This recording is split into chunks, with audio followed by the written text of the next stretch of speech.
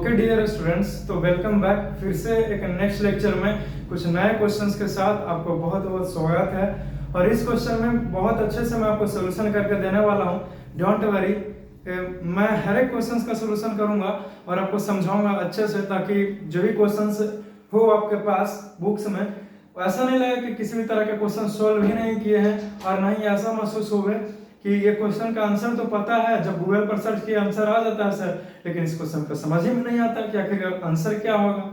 मैं तो कंफ्यूज हो जाता हूँ। So don't worry, I am here to remove in that type of the confusion. उस तरह का कंफ्यूजन जो है वो मैं क्लियर कर दूंगा। Getting my point?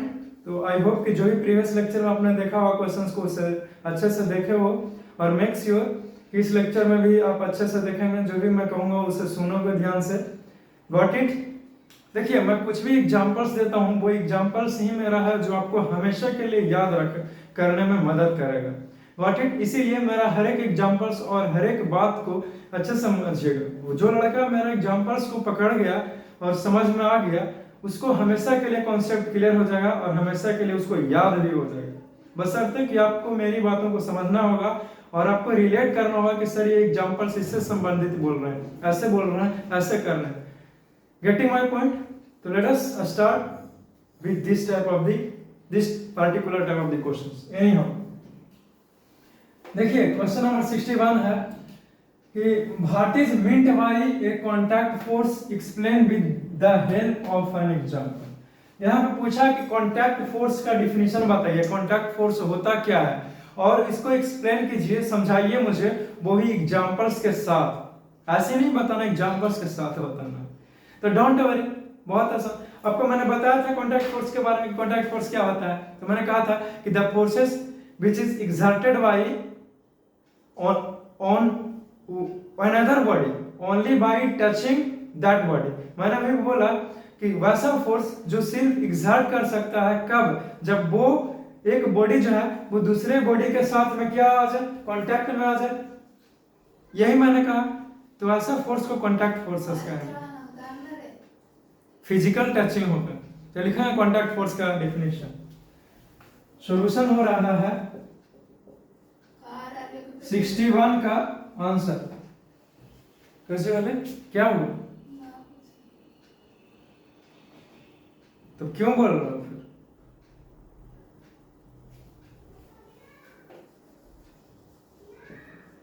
कुछ हो गया? नहीं? Anyhow, getting my point, I hope. तो देखिए, ये मैंने लिखा कि the forces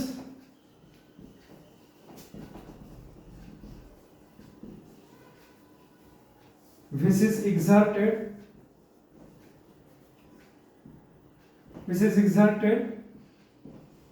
by physical contact या फिर physical touching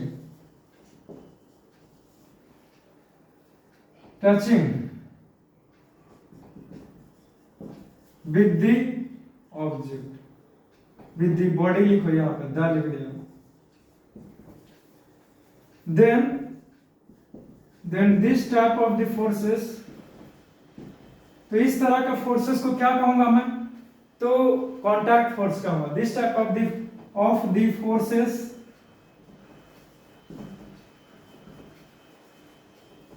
are called contact forces. Explain करने का है एग्जाम्पल के साथ में। तो एग्जाम्पल ले रहा हूं मस्कुलर फोर्स। अगर आपसे सिर्फ एग्जाम्पल पूछता है कांटेक्ट फोर्स का, तो मस्कुलर फोर्स हो जाएगा। अब लेकिन एक्सप्लेन करने का रहा है, तो सिर्फ मस्कुलर फोर्स लिखने से आपको काम नहीं चलेगा, यानी कि आपको एक्सप्लेनेशन करके देना होगा, बतलाना होगा कि कैसे कैसे होगा। Don't worry you people, I am here to solve this problem. तो मस्कुलर फोर्स, हाँ पता है फ्रिक्शनल फोर्स भी होंगे, बट एक ही एग्जांपल काफी होगा इस क्वेश्चन को। एक्सप्लेनेशन करके लिख देगा, स्टार लगा कर एक्सप्लेनेशन।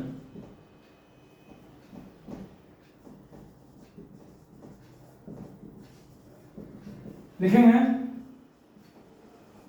कि when we pull, या फिर ऐसे लिखो, when human beings walked,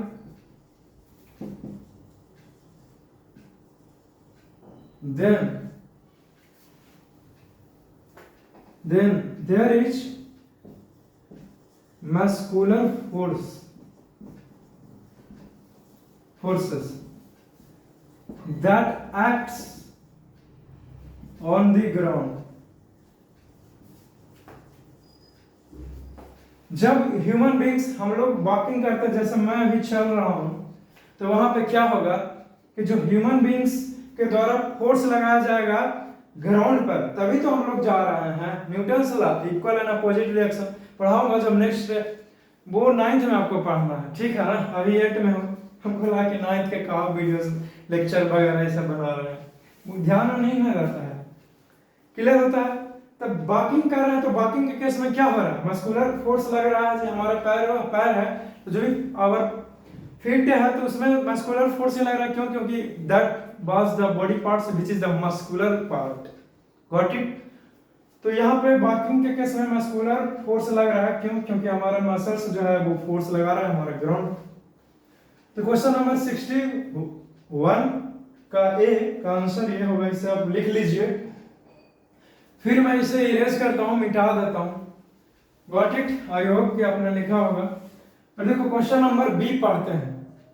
ठीक उसी प्रकार से क्वेश्चन नंबर बी है कि व्हाट इज मींट बाय, बोलो question, what is meant by non contact force. आप नॉन कांटेक्ट फोर्स के बारे में क्या जानते हैं, या फिर उसका डिफिनेशन लिखिए, चाहे what is non contact force ये लिखो, और उसके साथ ही साथ है explain with the help of an example. ठीक क्वेश्चन है कांटेक्ट फोर्स की तरह में, जैसे आपने क्वेश्चन अभी विजुअल किया कि कांटेक्ट फोर्स क्या होता है, उसको एक्सप्लेन कीजिए एग्जांपल के साथ में। ठीक उसी प्रकार से इस क्वेश्चन का भी सॉल्यूशन करना होगा, इसको एक्सप्लेन कीजिए एग्जांपल्स की मदद से। इसको तो नॉन कांटेक्ट फोर्स को, तो सबसे पहले डिफाइन नॉन कांटेक्ट फोर्स। देखो मैंने आपको ऐसा पढ़ाया था, नॉन कांटेक्ट फोर्स क्या होता है, तो कहा था कि वैसा कोई फोर्स लगे जो दूर से ही फोर्स लगा दे। जैसे ये ऑब्जेक्ट है मेटल्स का, तो इस पे दूर से ही फोर्स कोई लगा दे, तो ये हो जाएगा नॉन कांटेक्ट फोर्स। क्यों? क्योंकि यहां से फोर्स लग रहा है जो कि दूर से ही है, टचिंग करने की कोई आवश्यकता नहीं। तो इस तरह के फोर्स को क्या बोलते हैं, नॉन कांटेक्ट फोर्स बोलते हैं। आई होप कि आपने सीखा कि नॉन कांटेक्ट फोर्स, तो वही हो जाएगा इसका डिफिनेशन भी, the forces which can be exerted over an object from A distance. कुछ दूरी से ही फोर्स को एक्ट हो जाए, तो इस तरह के फोर्स को क्या बोलते हैं जी, तो नॉन कांटेक्ट फोर्स बोलते हैं। नॉन कांटेक्ट फोर्स का एग्जांपल हो जाएगा मैग्नेटिक फोर्स, बहुत सारे, इलेक्ट्रोस्टैटिक फोर्स भी एग्जांपल है, एंड फाइनली ग्रेविटेशनल फोर्स भी एग्जांपल्स। तो इस एग्जांपल्स को लिख ले, कोई भी है वो जो आपको पसंद है, अजीब फरमाना। तो देखिए लिखेंगे द फोर्सेस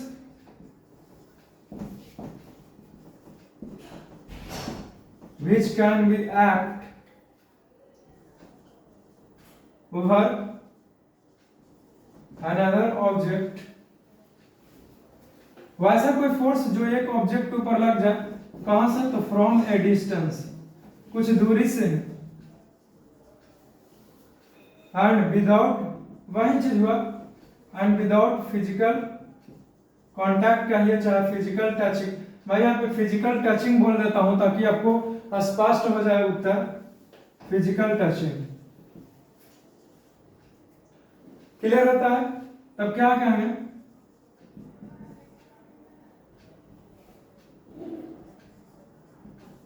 तब इस then this type of the forces are called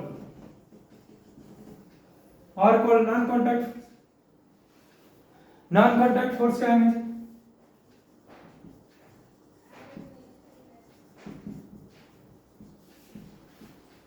चलिए ये तो कंप्लीट हो गया। अब एग्जांपल्स पूछेगा, तो ठीक उसी प्रकार से लिख देंगे मैग्नेटिक फोर्स। लेकिन प्रश्न क्या क्या, इसको एक्सप्लेन कीजिए। तो एग्जांपल्स को एक्सप्लेन करते हुए बोल रहे हैं कि एक्सप्लेनेशन दे रहे हैं इसी एग्जांपल्स में। तो तुम एक्सप्लेनेशन में लिख सकते हो कि मैग्नेटिक फोर्स का इस्तेमाल करते हैं किसी भी ऑब्जेक्ट्स को, स्टिकर्स को चिपकाने के लिए, स्टील में, आयरन में, एक्सेट्रा वगैरह। प्रीवियस क्लास में भी देखा था, तो वही लिख देंगे कि we can exerts a force over iron, a steel, cobalt या फिर निकेल कहिए, I mean to say that etcetera, समझ गए, एक्सेट्रा। फ्रॉम ए डिस्टेंस, कुछ दूर से ही फोर्स लगा दें। बाई यूजिंग, कैसे, तो बाई यूजिंग ए मैग्नेट, एक मैग्नेट का इस्तेमाल करके बहुत ही आसानी से इस आयरन के ऊपर, और स्टील, कोबाल्ट, निकल का ही है, चाहे कॉपर का ही है, चाहे स्टील का ही है, उसके ऊपर दूर से ही फोर्स लगा सकते हैं मैग्नेट के हेल्प से, मैग्नेट की मदद से। Got it? मैग्नेट का हिंदी होता है चुंबक, मैग्नेटिक फोर्स यानी कि चुंबकीय बल, फोर्स का हिंदी हुआ बल। तो इस क्वेश्चन का सॉल्यूशन मैंने किया, 61 का बी था। आप इसे फौरन से नोट कीजिए, मैं साइड हो गया हूं ताकि नेक्स्ट क्वेश्चन की ओर मूव कर सकें और अच्छे से आपको सिखा पाए। Got it? अब देखो, जब आपने इतनी सारी बातों को देख लिया, सीख लिया, तब समय आ गया है कि कुछ नेक्स्ट क्वेश्चन के, हाँ चलिए ठीक है, पता है ना सर। यानी हाँ देखो बताते हैं, क्वेश्चन नंबर 62 का है, डिफाइन फ्रिक्शनल फोर्स और फ्रिक्शन। फ्रिक्शनल फोर्स को सिर्फ और सिर्फ डिफाइन करने के लिए बोल रहा है। तो आपको पढ़ाया था मैंने कि फ्रिक्शनल फोर्स क्या होता है, क्या पता था? कोई लड़का बोलेगा नहीं? हाँ पता है, आपको आता है। देखो, the forces which opposes the motion of a body, then this type of the forces are called frictional forces। मैंने बोला स्टूडेंट, देखो बच्चों, जो फ्रिक्शनल फोर्स क्या होता है, जब ये मोशन कर रहा है, मोशन कर रहा है, तो इसको अपोजिट में, इसको रोकने के लिए फोर्स लगता है, उसी को बोलते हैं फ्रिक्शनल फोर्स। तो लिख देंगे अब 62 का ए का आंसर। Got it? लिखेंगे द फोर्सेस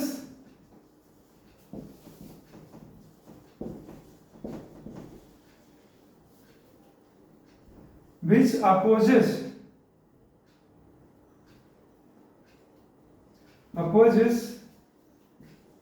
the motion, किसको जी? तो ऑफ ए मूविंग बॉडी या फिर ऑब्जेक्ट का ही, और करके बॉडी भी लिख दो, कोई कंफ्यूजन नहीं होना चाहिए, कुछ भी लिख सकते हो बॉडी। देन तब क्या कहें?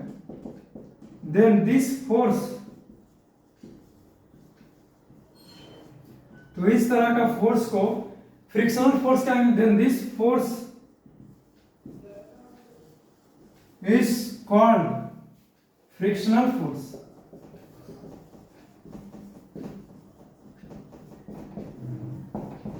या फिर इसी को शॉर्ट में फ्रिक्शन बोलते हैं। तो आप फ्रिक्शनल फोर्स डिफाइन कीजिए, चाहे फ्रिक्शन का ही है, बात एक ही है, यानी कि एक ही बात है। इसीलिए कोई कंफ्यूजन नहीं होना चाहिए कि सर यहाँ पे तो फ्रिक्शन लिखा है, लेकिन आपने तो फ्रिक्शनल फोर्स को डिफाइन किया है। तो पहले ही बता दिया, फ्रिक्शनल फोर्स का है चाहे फ्रिक्शन का है, एक ही बात। अब देखिए इस क्वेश्चन को नोट कीजिए, आंसर को। नेक्स्ट क्वेश्चन पढ़ते हैं। नेक्स्ट क्वेश्चन है, explain why frictional force is said to be a contact force.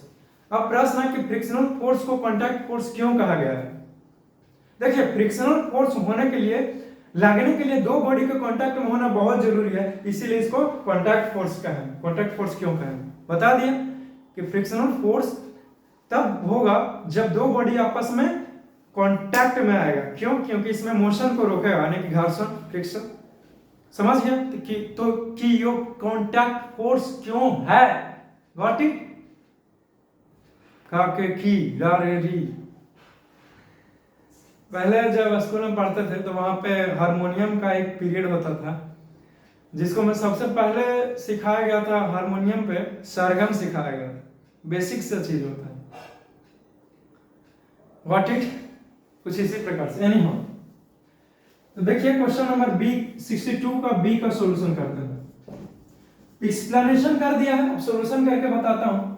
लिखेंगे सिंस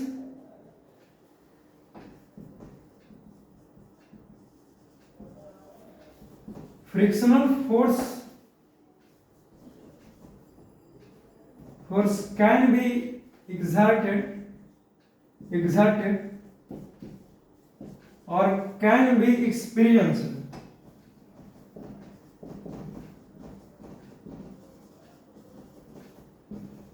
only through, कैसे हो सकता है, only through physically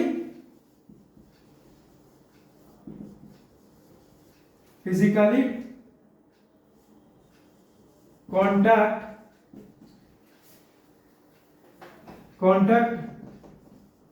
with the two body। Frictional force जो है वो तभी महसूस किया जा सकता है या फिर तभी वो लग सकता है, एग्जर्टेड माने कि लगना, तभी एग्जर्ट किया जा सकता है जब वो एक दूसरे से फिजिकली कांटेक्ट में हो, यानी कि टच में हो, फिजिकली वो भी महसूस से नहीं कि हाँ हम लोग पास हैं, जुदा हो करके भी, ऐसा नहीं, सच में होना चाहिए। इसीलिए कहेंगे कि ये जो फ्रिक्शनल फोर्स है वो कांटेक्ट फोर्स है। क्या है जी? तो कांटेक्ट फोर्स है। Got it? तो एक लाइन लिख लेगा, सो दैट्स व्हाई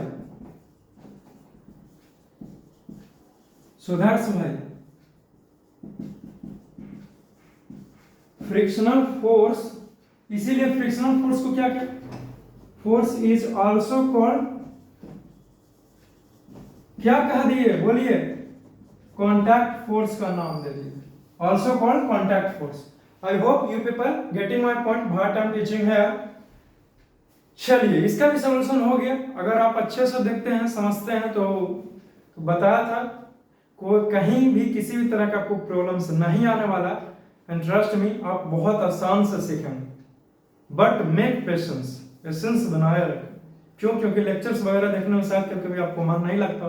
क्यों? क्योंकि अगर यहाँ पे सामने हो तो तब ना पूरा एंटरटेनमेंट चलता है, हंसते हुए एकदम पूरा मुस्कुराते हुए पढ़ा, ज्यादा बातें कर भी नहीं सकते हो, है ना जी, वरना पढ़ाई की बातें कम हो जाएगी और हंसी मजाक की बातें ज्यादा, ये नहीं हो। तो इसे फौरन से नोट कीजिए ताकि फिर नेक्स्ट लेक्चर की ओर मैं मूव कर सकूं। व्हाट इट, नेक्स्ट लेक्चर नहीं, नेक्स्ट क्वेश्चंस की ओर जी, क्योंकि ध्यान में ही नहीं रहता है। यानी हाँ देखिए क्वेश्चन नंबर सी है 62 का सी से लिख लिया हो ना, आई होप कि आपने लिखा होगा इसे। अब देखिए, explain why magnetic force is said to be a non contact force. अब प्रश्न है कि मैग्नेटिक फोर्स को नॉन कांटेक्ट फोर्स क्यों कहा गया? तो नॉन कांटेक्ट फोर्स यानी कि दूर से ही लग जाए, तो मैग्नेटिक फोर्स क्यों? क्योंकि मैग्नेट जो है वो दूर से ही फोर्स को एक्सर्ट कर सकता है। Since a magnetic force can be exert force from a distance on over another body या फिर another object, then this type of the forces, so that's why it is also called non contact force। got it? तो लिखेंगे, लिखे definition तो clear हो जाएगा। तो 62 का सी का आंसर हो जाएगा, लिखेंगे since a magnetic force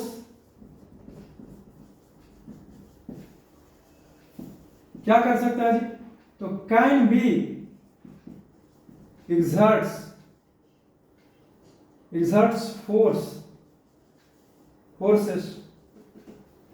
force over another body from a distance। या from a distance का मतलब हुआ है कि दूर से, कुछ दूरी से ही लगा रहा है, यानी कि टच नहीं कर रहा, कांटेक्ट में नहीं है, तो ये नॉन कांटेक्ट फोर्स का लगा गया मैग्नेटिक फोर्स। तो लिख देना कि सो दैट्स व्हाई, यानी कि यही कारण, सो दैट्स व्हाई कौन सा फोर्स? तो भाई साहब मैग्नेटिक फोर्स क्या कह दिया इसको, ऑल्सो कॉल्ड क्या, नॉन कॉन्टैक्ट फोर्स।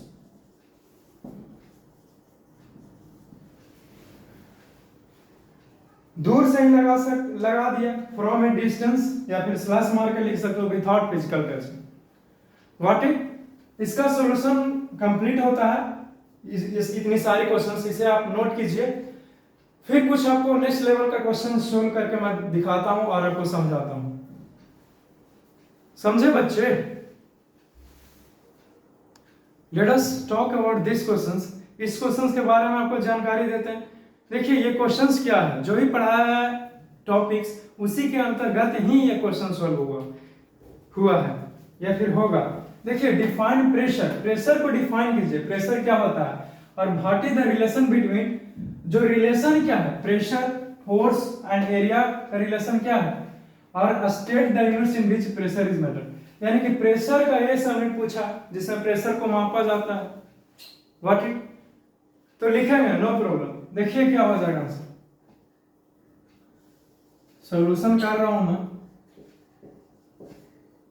63 का ए का आंसर, व्हाट इट। तो देखिए लिखेंगे when force acts per unit area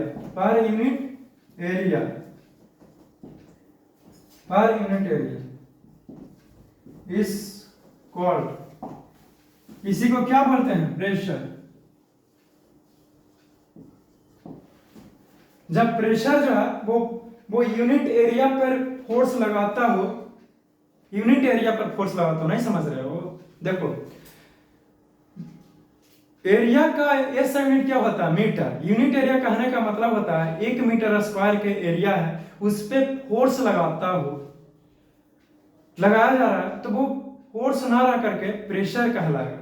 got it. जैसे ये भी ऑब्जेक्ट है तो इसका भी एक यूनिट एरिया होगा, यानी कि सबसे कम वाला होगा, तो वैसे यूनिट एरिया पर फोर्स लगा एक पर्टिकुलर एरिया पर, तो इसको प्रेशर कहते हैं। ये फोर्स ना रह करके प्रेशर हो जाएगा। वही चीज लिखे हैं, एक लाइन का डिफिनेशन है, याद कर लेना इसे। अब रिलेशन पूछा है, क्या पूछा है, relation. What is the relation, लिखेंगे द रिलेशन, वही फार्मूला लिख देंगे, द रिलेशन बिटवीन प्रेशर, इसका मतलब होता है बिटवीन, शॉर्ट में मैं लिखा हूं बिटवीन प्रेशर, फोर्स एंड, इसका भी मतलब होता है एंड, शॉर्ट में लिखा। हाँ सर पता है, उतना ही बच्चा ना समझिए, आप सोच रहे हो शायद ऐसा, ओके डोंट वरी। एंड क्या है, फोर्स, तो हुई क्या, and area is as follows, वो कुछ निम्नलिखित है, और वो क्या है, तो लिखेंगे that is pressure is equal to force upon में एरिया, और यही रिलेशन है आपका, प्रेशर फोर्स एरिया के में यही रिलेशन है, फॉर्मूला ही रिलेशन बता दिया, यही संबंध है। प्रेशर है डायरेक्टली प्रोपोर्शनल है फोर्स का, प्रेशर है इनवर्सली प्रोपोर्शनल है एरिया का, बस ये भी लिख दिए, कहानी खत्म हो गया, इतना कंप्लीट होता है। बट एक चीज और पूछा है कि उसको मेजर करते हैं किस चीज में, तो लिखेंगे the SI unit of pressure is pascal, P A, यानी कि जो प्रेशर का एस यूनिट होता है वो है पास्कल, और पास्कल को पी ए से डिनोट करते हैं। Got it. बट अगर इससे संतुष्टि नहीं मिलती है तो एक चीज और लिख सकते हो, वो बताते हैं कि मरकरी में भी इसको क्या करते हैं, मेजरमेंट करते हैं, बताया था ना, तो वो भी लिख सकते हो। Got it. बट आप इतना ही लिखिए, समझ गया। प्रेशर को मेजरमेंट करने का यूनिट होता है पास्कल। अगर और भी कुछ लिखना चाहते हो तो क्या लिख सकते हो, न्यूटन पर मीटर स्क्वायर, जो कि पास्कल के ही बराबर होता है। तो प्रेशर को मेजरमेंट करने का तरीका है वो है पास्कल में, कि कितना पास्कल का प्रेशर लगाया जा रहा है। मरकरी जो बताया था, जो भी हो मिलीमीटर्स वगैरह कुछ ऐसी करके होगा, तो वो तो एटमॉस्फेरिक प्रेशर को नापते हैं ना, मेजरमेंट करते हैं ना। और यहाँ पे सिर्फ और सिर्फ प्रेशर के मेजरमेंट का एस्टिमेट पूछा, तो यहाँ पे क्या हो जाएंगे, पास्कल हो जाएंगे। व्हाट इट, चलो ये उत्तर कंप्लीट होता है। 63A का सॉल्यूशन इज कंप्लीटेड। अच्छे से आपको डिटेल में बताया पूरा तोड़ करके और नोट से बनाया है, तो इसे फौरन से आप क्या कीजिएगा, लिखिएगा। समझ गए? चलो अब देखो 63 का बी का प्रश्न का उत्तर पढ़ा जाए। प्रश्न पढ़ा जाए, explain why school bags are provided with straps to carry them. लगता है क्वेश्चन में कुछ मिसिंग है ना, क्वेश्चन में कुछ मिसिंग है। देखिए क्या मिसिंग है, explain why school bags are provided with broad होगा यहाँ पे, with broad straps to carry them. अब ये क्वेश्चन कंप्लीट होता है, समझे? इसे लिखेगा क्वेश्चन को। देखिए प्रश्न है कि जो हमारा स्कूल बैग होता है, वो स्कूल बैग को कैरी करने के लिए शोल्डर के पास आप देखे होंगे तो चौड़ा सा पट्टी रहता है, यहाँ पे कुछ यहाँ चौड़ा सा पट्टी रहता है, पूरा इस प्रकार से आएगा और पीछे तक ले जाता है। हाँ ठीक है, समझ गया सर। तो क्यों रहता है ये बताइए मुझे। डोंट वरी, मैं बताता हूँ आपको। ऐसा इसलिए रहता है ताकि जो बैग में आपने पूरा सामान को, बुक्स को ढो रहे हो, कैरी किए हुए हो, वो अगर चौड़ा है पट्टा जी, तो इतना चौड़ा एरिया पर लगेगा, क्या लगेगा, इतना चौड़ा एरिया पर फोर्स पूरा लगेगा। यानी कि पूरा जो भार है, वेट है बैग का, वो आपके बॉडी के ऊपर, शोल्डर पर तो लग रहा है, लेकिन ज्यादा एरिया पर लगेगा कि नहीं। अगर सपोज दैट इतना चौड़ा तो इतना एरिया पर लगेगा फोर्स, यानी कि ग्रेटर एरिया। तो एरिया मोर है तो प्रेशर विल बी लेस, तो कम प्रेशर लगेगा कि नहीं लगेगा, बात तो समझिए। लेकिन उसी को अगर कुछ इतना सा पतला सा धागा नहीं लगता तो एकदम पूरा कम एरिया तो प्रेशर ज्यादा लगता और एकदम चुभने लगता वो रस्सी हमारे शोल्डर में, तो हम लोग आसानी से उस बैग को स्कूल ना ले जा सकते थे और बैग में कोई सामान लेकर के भी ना जा पाते। इसीलिए चौड़ा बनाया जाता है और बुद्धिदार भी बनाया जाता है। Got it? चलो इसी चीज को समझा देता हूं आपको, डिटेल में लिखाऊंगा तो मैं इंपॉर्टेंट चीज ही ना है ना। देखिए होता क्या है, कभी कभी आपने ऐसा नोटिस किया होगा अपने जीवन से रिलेटेड मैं बातें बोल रहा हूं, कि जब आप एक झोला में सामान को कैरी कर रहे हो तो जो भी कैरी बैग्स है यानी कि झोला, वो पतला सा स्ट्रैप रहता है, कुछ इस प्रकार से रहता है, कुछ इस प्रकार से पतला सा बैग। तो इसको मैं जब हाथ को डाल करके लेकर जा रहे होते हो तो क्या हो जाता है, इस प्रकार से हाथ जो है इस प्रकार से कैरी कर रहे हो तो हाथ जो है वो दर्द होने लगता है, क्यों? क्योंकि पतला है, गड़ने लगता है हाथ में, तो कभी हाथ में कभी वो हाथ में।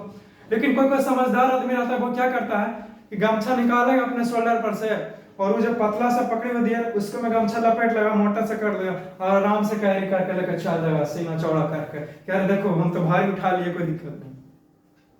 Got it? तो यही एरिया है कि क्योंकि जब उसने गमछे को बांधा तो ज्यादा एरिया मोटा कर लिया पकड़ने का वाइड स्ट्रैप, तो ज्यादा एरिया पर अब वेट आएगा तो कम प्रेशर लगेगा।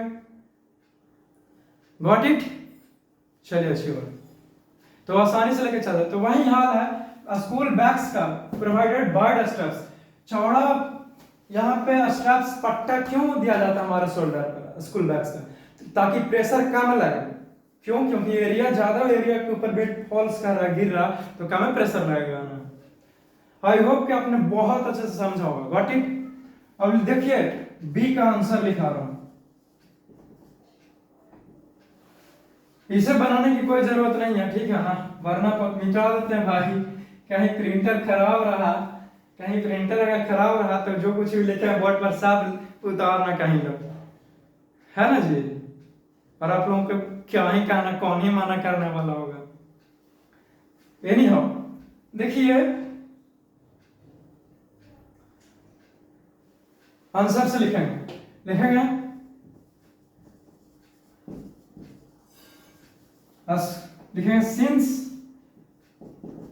सिंस बर्ड स्ट्रैप्स ऑफ किसका, तो school bags, school bags, bags provides, वो क्या प्रदान करता है, provides large surface area, large surface area, वो ज्यादा एरिया को प्रोवाइड करता है student, what it, large surface area. और लिख दो so weight of the bag, bag वो क्या होगा, falls over the large surface area, surface area, large surface area के ऊपर भार आएगा जो कि क्या प्रोड्यूस करेगा, लेस प्रेशर को प्रदान करेगा। तो लिखेगा कि प्रोड्यूसिंग, ऐसा से लिखो, प्रोड्यूसिंग लेस प्रेशर, यानी कि कम प्रेशर लगाएगा, got it, producing less pressure, यानी कि कम प्रेशर के लगाएगा। बात को समझिए। और क्या, अब तो हो या उत्तर, एक लाइन और उत्तर को बढ़ाना चाहते हो, लंबा करना चाहते हो तो लिख सकते हो कि सो दैट्स भाई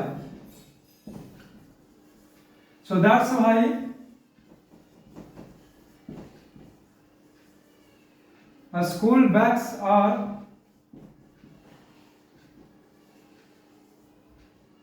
provided with wide straps, wide straps किस लिए, टू कैरी देम, यानी कि ढोने के लिए। देखिए ये भी प्रश्न जो था वो हमारे लाइफ से रिलेटेड था, इसे लिखिए, कंप्लीट कर लिए, लिख लिए, इरेज कर दें सर, यहां भी तंग कीजिएगा सर, ये नहीं करूंगा, आराम से लिखो, कोई दिक्कत नहीं है। मैं अगर भागना भी चाहूंगा तो भी क्लिक करके पॉज करके मुझे रोक ले सकता हूं, आपके कंट्रोल में मैं आ गया जी। नहीं, सामने से तो कौन ही कंट्रोल करने वाला, बट वीडियोज में जब चाहे आप हमको रोक सकते हैं, चाहे तो पीछे से बार बार बुलवा सकते हो, एक ही टॉपिक को नहीं बुलवा सकते हो, एक ही प्रश्न को पीछे कर दो, फिर से बताइए सर, फिर पीछे बैक कर दो, फिर से बताइए सर, फिर से बोलना शुरू कर दें, क्या बात, यानी लिख लिया ना। तो इतनी सारी इस क्वेश्चन का सॉल्यूशन किया, और इस लेक्चर में इतना ही सारा क्वेश्चन का सॉल्यूशन करूंगा। और हाँ, मैं जो भी आपका फिजिक्स, केमिस्ट्री, मैथमेटिक्स का चैप्टर है, मैं उन सारी चैप्टर्स को लेकर के आऊंगा और मैं आपको डिटेल में पढ़ाऊंगा और अच्छे से पढ़ाऊंगा, और जैसे पढ़ा रहा वैसा ही कंसेप्ट दूंगा। और मैं 6 क्लास का भी, 7 का भी, 8 का भी, 9 का भी, 10 का भी, और हो सकता है तो 11, 12 का भी क्लास का भी लेकर आऊंगा, physics, chemistry, mathematics and biology को। तो मेक श्योर कि आप मुझसे जुड़ चुके हों और अपने दोस्तों के साथ भी वीडियोस को शेयर कर दीजिए ताकि उनको भी बेनिफिट्स मिल सके। समझिए, जो भी मिशन है वो मेरा मिशन कंप्लीट हो सके, लोगों तक शिक्षा जा पाए, वो भी पढ़ सके, आसान भाषा में सीख पाए, समझ पाए। Got it. बाकी उसके लिए क्या करना है आपको, यू हैव आइडिया से और बच्चे नहीं रहे आप, ये नहीं आप। Got it. तो फिर से चलता हूँ, फिर से मुस्कुराते हुए मिलेंगे और फिर से आपको मुस्कुराते ही समझाएंगे। Got it. आई होप कि आपने समझा होगा।